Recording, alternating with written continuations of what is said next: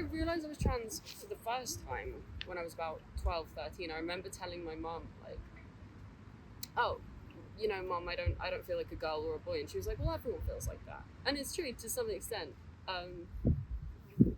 And I started using different pronouns with my friends. It was, you know, my hair was short. I really did feel quite comfortable in myself. And then I guess kind of the world got to me and I said, no, come on, focus, try be normal, try fit in.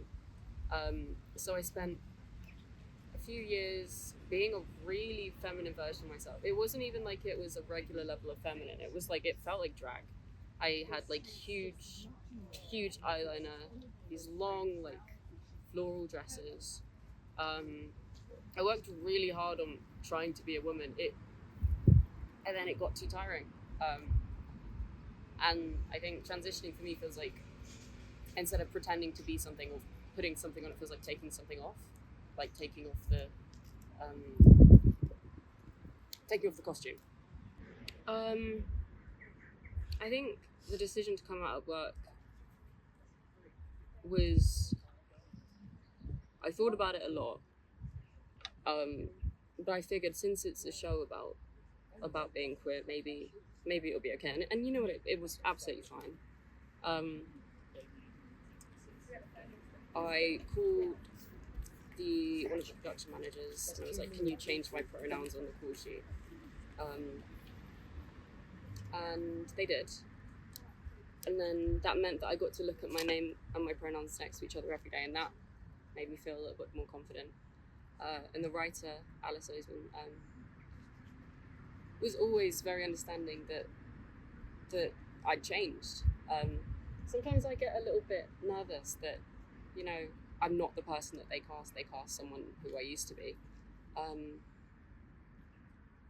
But I think the people around me work really hard to make me feel comfortable. And I love Darcy, my character. They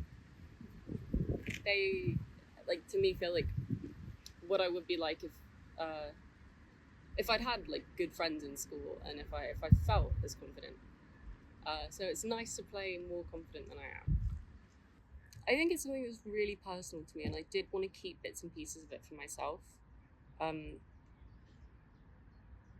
Any sort of industry can be exploitative in that way, and I think there were times, not on set but to do with other things, that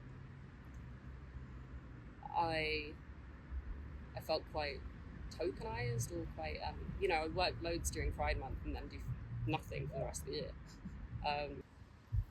I also find it really tricky when I'm working specifically to do with something queer and I get misgendered. It's crazy how often that happens. The difference between what people write and what they display on what they film to how you get treated in real life.